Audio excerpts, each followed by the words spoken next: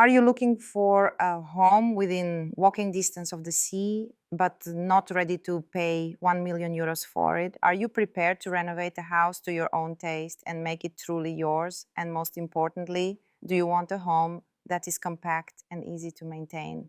Then this review is for you. My name is Marina. You're watching the Damlex Realty channel, and here we go. Welcome to the Mas Vilà residential area in Calonge. Let me tell you a bit about the property I'm showing you today. The house offers 225 square meters of living space on a 447 square meter plot. Yes, the plot is small, but it comes with a major advantage. It's just a 10-minute walk to the beach and the San Antonio de Calonge promenade. The nearest shop is only an 8-minute walk away. This is a community where many people live year-round. This means if you're looking for a permanent residence, you won't feel isolated. You'll always have neighbors around. It's a quiet, non-touristy area, yet all the necessary infrastructure is right at your fingertips. The owners haven't been to this house in a long time. It's waiting for the right hands because, believe me, this home has incredible potential. So here we are in the hallway. For a fairly compact house of just 225 square meters, having a proper entrance hall is already a huge plus. This is a key difference between modern and older homes. I always emphasize that many modern houses lack a dedicated entryway. Usually you walk straight into the living and dining area with the kitchen. Here, everything is clearly zoned. We have the hallway, and to the left, there's the kitchen with the dining area. It's all separate. This is perfect for those who love traditional layouts where the kitchen isn't joined to the living room. Some people tell us, we don't want the smell of food throughout the whole house. The kitchen must be separate. Well, this is the option for you. And look at the great size of this kitchen. It's not small at all. We aren't focusing on the current decor. We are looking, and I always advise looking at these types of houses from the perspective of potential. What I can get as a final result, and the result here can be a solid house. It's not built of drywall, as some builders do nowadays to minimize costs, but a good, sturdy home with interior brick walls. Of course, the house is a bit dated, but we all go to the beautician and do things to look younger, right? And this house needs exactly the same thing. It just needs the good, caring hands of a new owner. From the dining area, we can step out onto the terrace, which is also accessible through the living room. So the kitchen has its own exit to the terrace, and that same terrace connects back to the living area. If you decide to keep the closed kitchen layout as it is, there is plenty of room to move around here. Now, we have a bit of a throwback here, a gas stove, and the house also has gas heating. This is one of the major perks of homes located so close to the urban center, like in this residential area. It has a centralized mains gas connection, the living room with a fireplace. What I love about older houses is precisely this, these cozy rustic fireplaces. Notice how in all the recent reviews we've done of new modern homes, there isn't a single fireplace. They don't even install electric ones because they just don't look right. Or those bioethanol or gas versions, they often feel like a foreign object in the room. Personally, I don't like them. You know, it's like the difference between a real Chanel bag and a knockoff. These modern fireplaces are exactly the same. A fireplace should be authentic like this one, but because they don't always fit into a modern interior, they aren't being built anymore. Here, however, you have a real fireplace to cozy up to on winter evenings. And here is the terrace I promised. We can access it from both the living room and the kitchen. It's covered, which allows you to effectively increase the house's square footage. You could install glass here and extend the interior. To remove this corner, you'd need supporting beams. But if someone wants to merge the kitchen and living room, you could use this extra space to unite them. The way I see it, for example, the dining area could move here, and the original spot would allow for a much larger kitchen. Now, this is a beam, but the rest can be knocked down. If you want to merge and extend the kitchen, this piece stays, and we'd need to consult an architect about that load-bearing beam.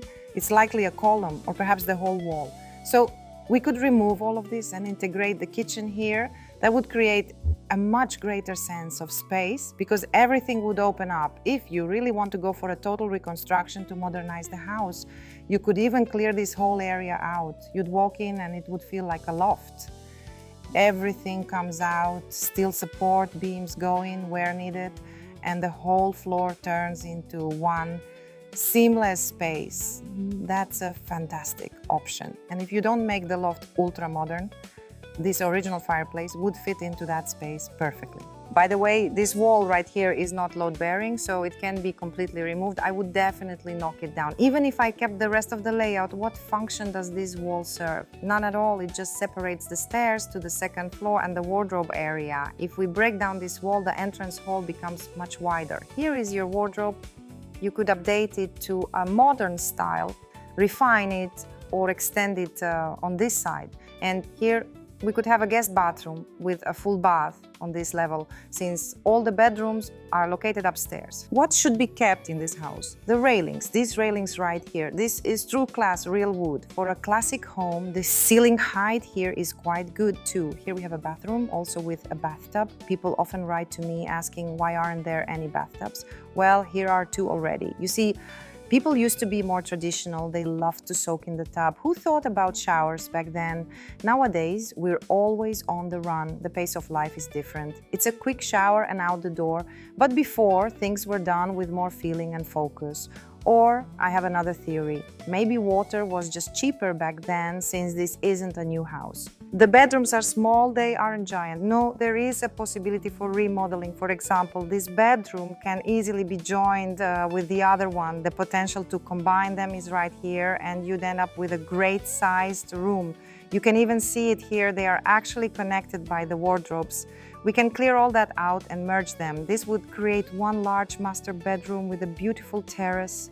We don't have a massive sea view here. It just peeks through there on the horizon. But the advantage here is something else, the proximity to the sea itself. It's a 10-minute stroll in exchange for the lack of a panoramic view. As they say, it depends on what you're looking for. Anyone looking for a comfortable lifestyle, not being constantly tied to a car, should truly appreciate this house or any other in a similar location.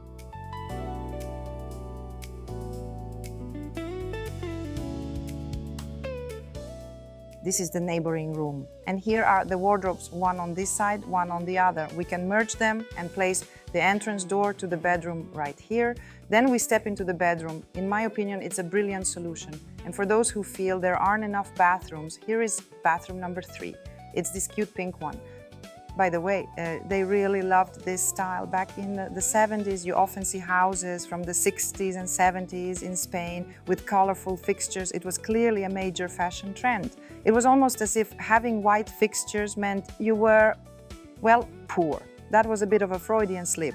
But seriously, I've seen old houses for sale in Pedralbes, Barcelona, belonging to very wealthy people, and my goodness, they had things like green toilets. Today it looks completely dated, but back then it was the height of fashion.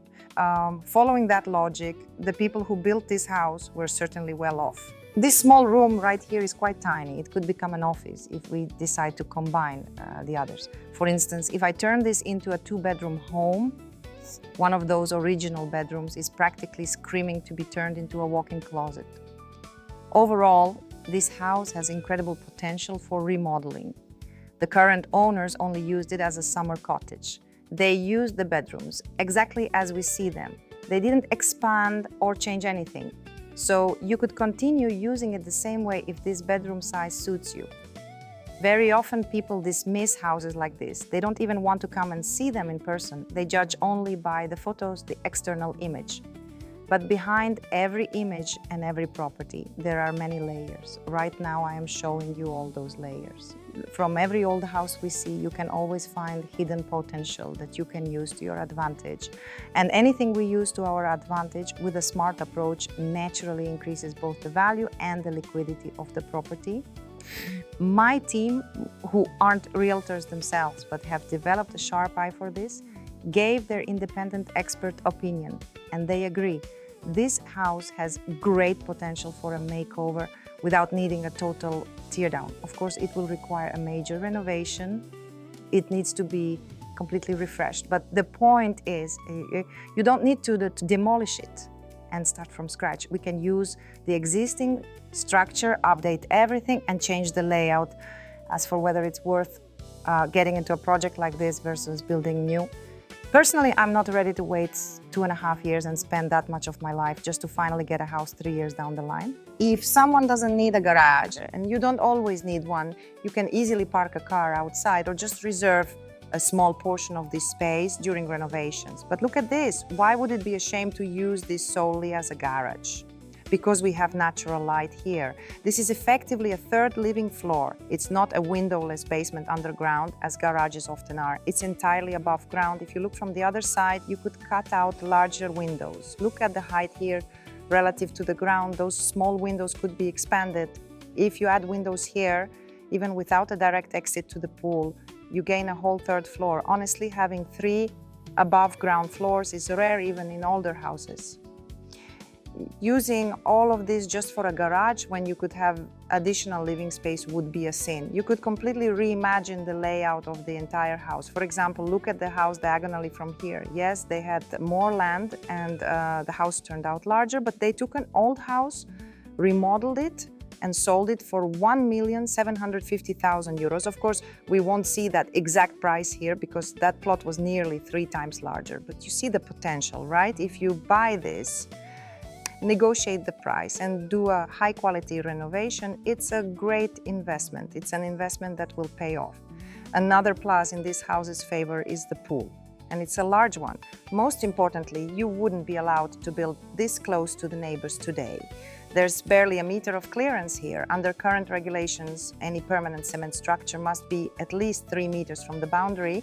If we were to tear everything down and start from scratch, the pool would have to be cut back and start much further in. We'd lose all this space. This is yet another argument for reconstruction. You can essentially rebuild the whole house under the guise of renovation and get what is effectively a new home while keeping the original footprint and advantages. When it comes to renovation versus building from scratch or just buying land, you have to check everything thoroughly. If you aren't working with me and are looking in other provinces of Spain, my recommendation is to hire a lawyer, not just a realtor or a friend. I know you like to bring friends as experts because they've built a house here once and think they know everything after living here for 3 years. No. You need a Spanish lawyer who knows every loophole and was practically born with the Spanish legal code under their arm. Only then and no other way. One more thing. Look, we are standing on concrete that goes right up to the edge of the plot. They don't allow that anymore.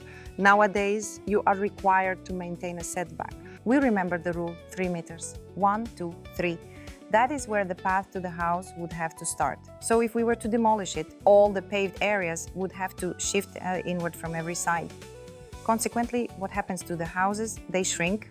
On a small plot like this, you would never be able to fit 225 square meters again. It just wouldn't happen. That's why before tearing such a house down, you must consult on what exactly will happen if you do. Let me tell you a story. A man once called me. He was trying to sell his plot because he had made a very expensive mistake. He had bought a small plot with an old house, got a demolition license and tore it down. But then his new construction project wasn't approved because he wanted to stay within the same footprint as the old house. No one had told him that you can't do that anymore. You have to follow the new regulations. His house was cut down significantly. Hypothetically, his 250 square meter old home would have turned into a new house of only 150 square meters. But he had already demolished it. There was no going back. Disappointed, he tried to sell it. I don't know how the story ended, but he bought a house with the plot and was forced to sell just a plot where you could only build 150 square meters. He bought a 250 square meter property, so the value was completely different. Always consult professionals, architects, lawyers, locals who know the regulations inside out.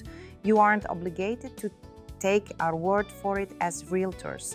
When clients come to me with their own Spanish lawyers or architects, I welcome it completely. I am always happy to explain everything and answer any questions. Look at this. Since we have this porch area, if you were really committed to a global reconstruction, you could even move this wall out to expand the space further. Personally, I wouldn't go that far. It would increase construction costs without significantly impacting the resale value. You won't gain much in terms of profit by moving it.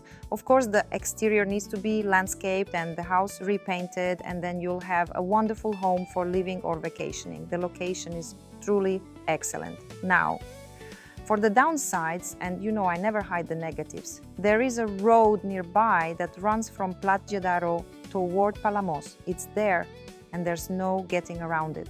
On the other hand, as I said, we pay this price for the ability to be so close to the beach, shops and restaurants. The price of the house is 670,000 euros.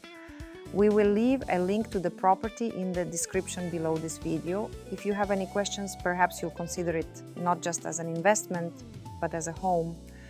Finding a house like this, just 10 minutes on foot from the sea for this price without a steep climb, is very difficult.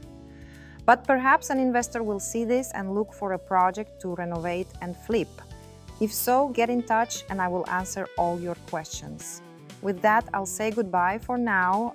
Thank you so much for watching. Like the video and hit the bell icon so you don't miss our most interesting and hot videos from the world of Spanish real estate. This was Marina from Damlex Realty. And yes, if you need the consultation free of charge from someone with 20 years of experience in Spanish real estate, you know who to call.